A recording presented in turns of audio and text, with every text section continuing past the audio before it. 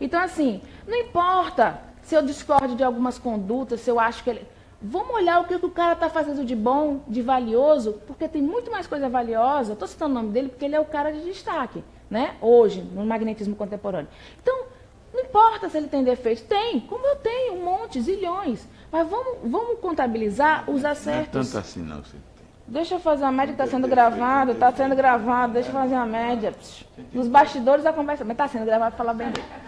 Então, assim, tem que contabilizar o que o cara faz de acerto. O que os magnetizadores clássicos faziam de acerto? Eles erraram, né? Mas vamos contabilizar, vamos tentar usar a nosso favor, e principalmente a favor dos que a gente vai ajudar, os acertos. E aí os defeitos vão tendo menos importância e a gente vai se detendo menos com os erros dos outros, do movimento espírita, seja de quem for. A intenção não era criticar. Não! Na casa a gente treina o desenvolvimento da dupla vista. E tem dado um efeito muito bom. Sim. Dupla vista é mais fácil de desenvolver. Não, mas o que essa vez foi criticar. A senhora criticou mesmo.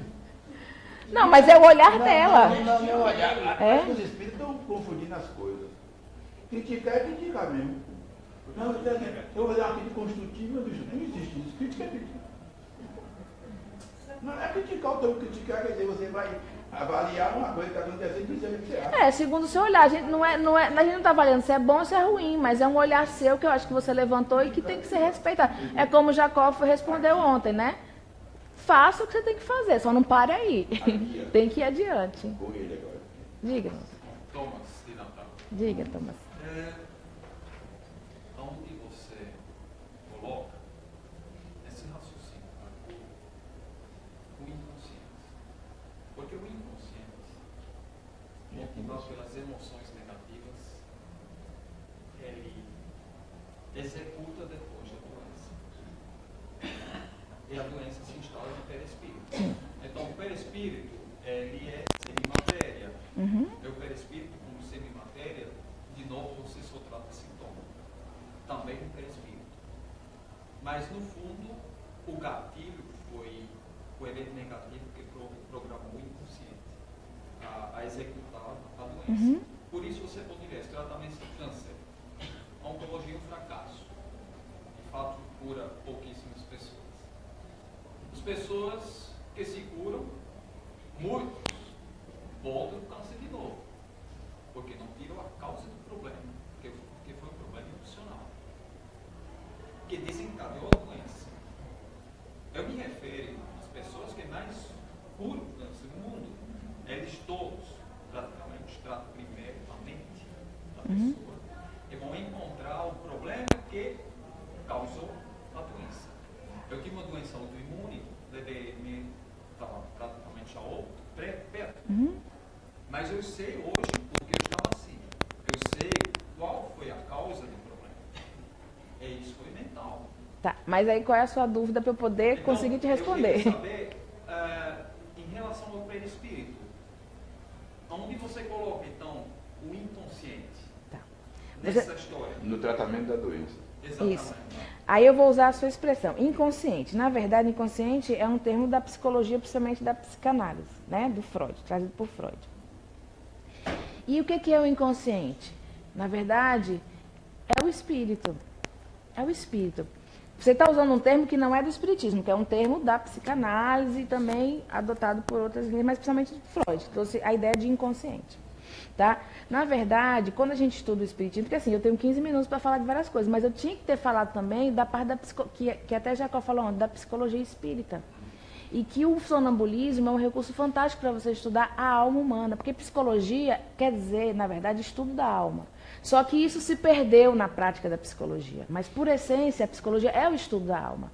E nós temos esse recurso, porque o nosso foco, né, um dos nossos focos, da nossa estrutura como espírita, o espiritismo é a alma e a gente não estuda a alma. Aí vem o sonambulismo, que Kardec tanto enalteceu como um recurso para você estudar a alma.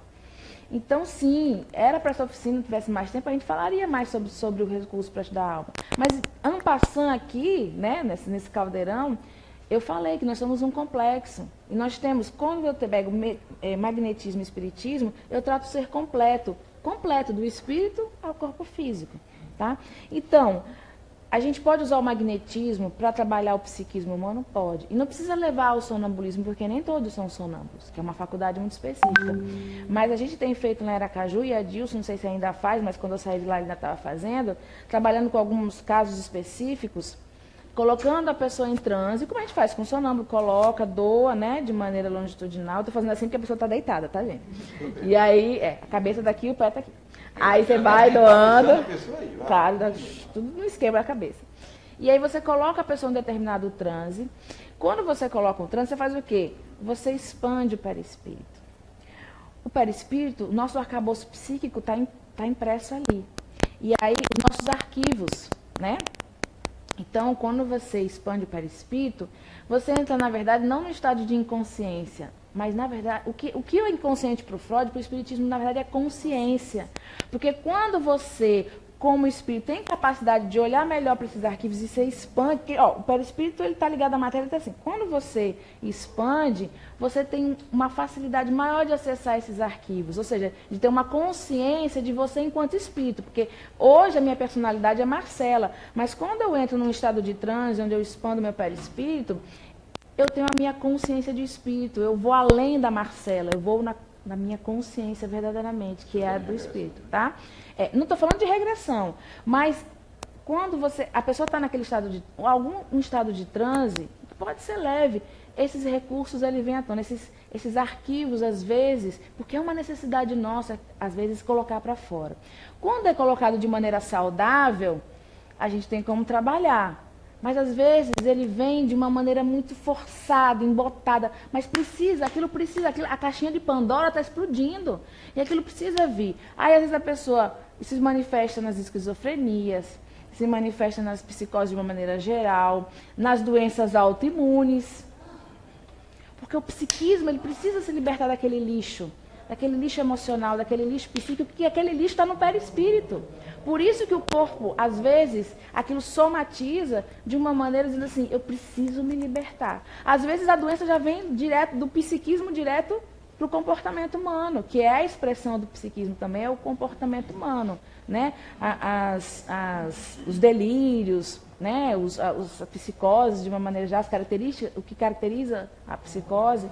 Então, assim, por isso que o espiritismo ele tem que estar aliado. Quando ela falou assim, as pessoas não estão separando muito o magnetismo do espiritismo, e de uma maneira geral estão. E é quando a gente juntar essas duas ciências, isso Kardec fala a exaustão, e todo mundo fala toda hora, são ciências irmãs, ciências gêmeas e tal, né, que se elas se separarem, correm o perigo de se engessar, de se paralisar, e é mesmo. Então, para a gente atingir a saúde do ser integral, do espírito até o corpo físico, do corpo físico ao espírito, a gente tem que unir as duas ciências. Então, o magnetismo pode entrar aí como recurso para você ajudar. Agora, o negócio é o seguinte, vou botar a pessoa em transe porque eu quero que aflore os conteúdos dela para ajudar ela, mas eu tenho recurso técnico e emocional suficiente, porque se ela lembrar que ela matou uma pessoa e ela se desestruturar, eu tenho como saber lidar com aquele conteúdo que aflora? Essa é a questão.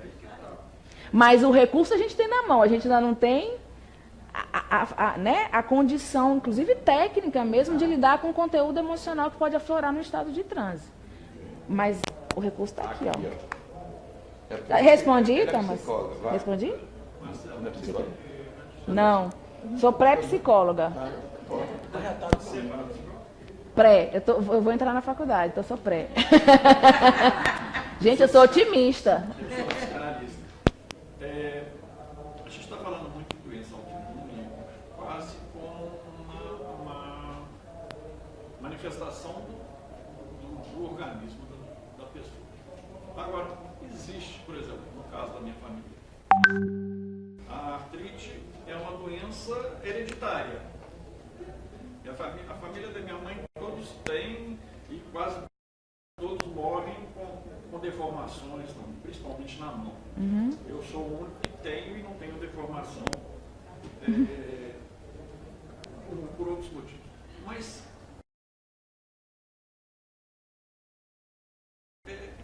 como que aí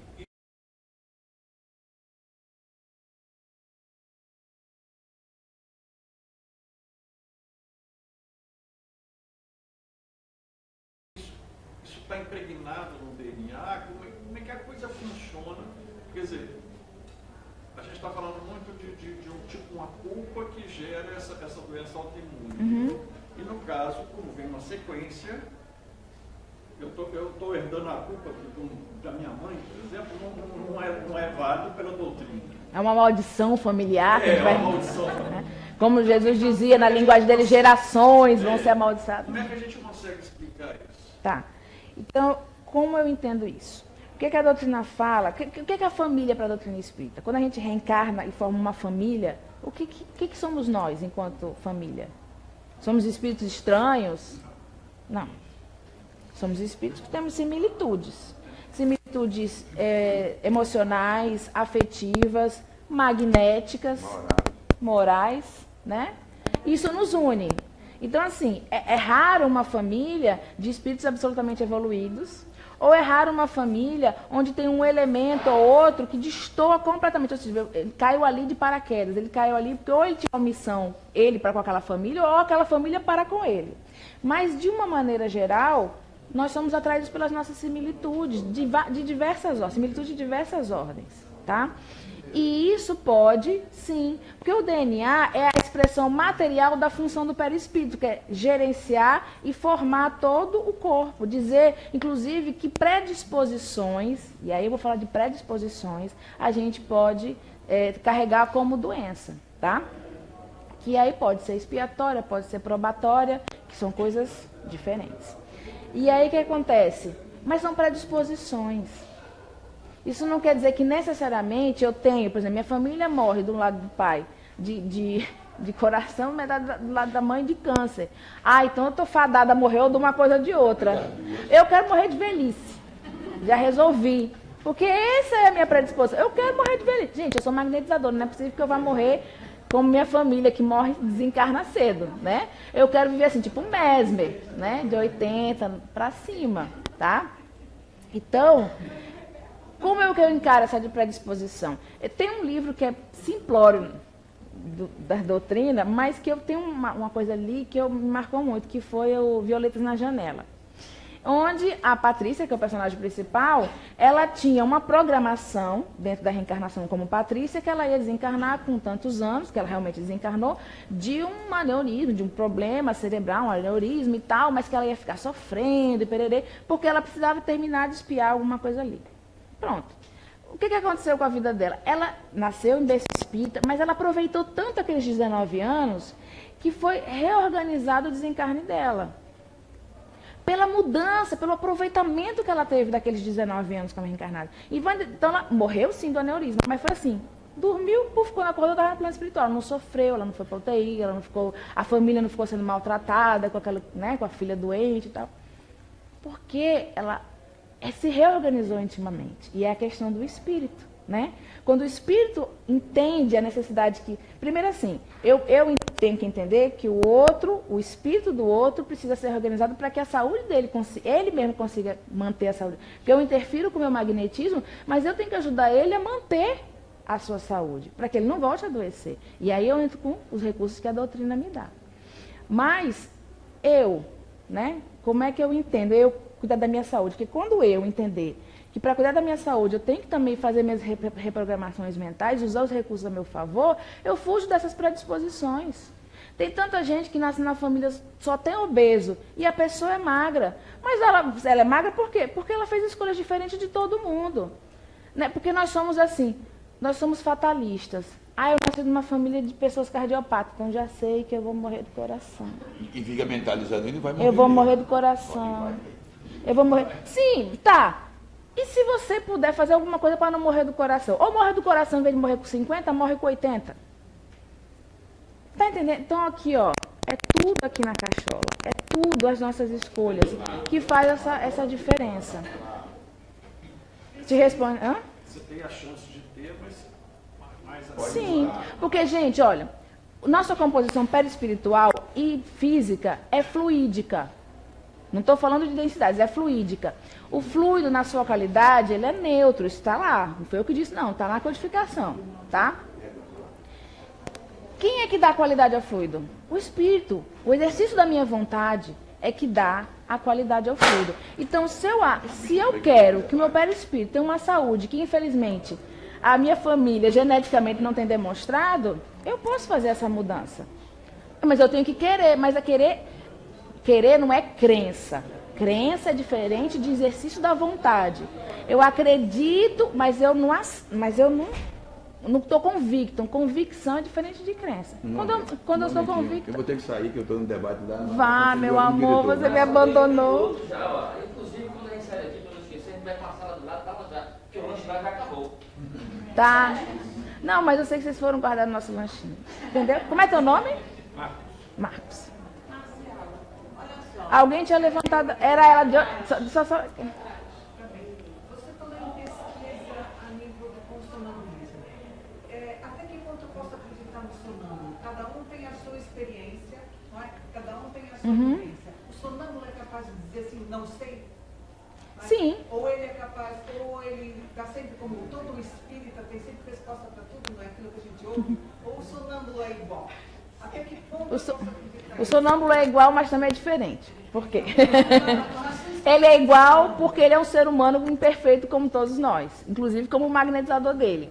Mas quando eu entro em sonambulismo, eu tenho acesso a esse arcabouço psíquico meu como espírito, além da minha personalidade hoje. Então, se eu posso ser analfabeto aqui, mas ter sido cientista em outra encarnação, e quando eu estou nessa condição de sonâmbulo, ou seja, estou nesse processo de emancipação da alma, eu posso acessar esses arquivos. Então, falar com propriedade de coisas que eu, como Marcela, não conheço, mas quando eu estou de posse da minha consciência como espírito, eu posso acessar esses arquivos e te falar com propriedade sobre determinados assuntos. Pode haver falhas? Sim, os magnetizadores deixam isso muito claro, que a gente não deve confiar 100%. E como sanar essa suspeita? Tá? Você pode fazer perguntas na hora, como assim? Isso é você que está vendo, isso é você que está dizendo, ou alguém está te dizendo? Porque os espíritos também estão ali, né? Aí ele vai dizer, não, sou eu que estou vendo, eu que estou falando. Ou não, alguém está me dizendo. E aí o magnetizador pode fazer perguntas a ele. Perguntas tipo as de Kardec mesmo, para tentar cutucar, para ver se a pessoa, né? Tanto é ele como sonâmbulo respondendo por ele mesmo, tanto quanto o espírito dizendo, mandando ele dizer para o magnetizador. E a gente tem que investigar, a gente não pode ter medo de perguntar.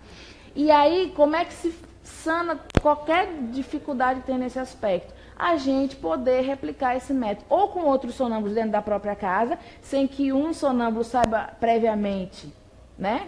O que o outro disse naquele estado de sonambulismo, ou seja, eu estou em vigília, aí ela entrou em sonambulismo com o magnetizador, aí eu antes de entrar em vigília, assim como eu estou agora, não, ela viu isso. Isso pode me impressionar e eu posso ter uma falsa ideia quando estou em transe de que eu estou vendo a mesma coisa que ela, tá?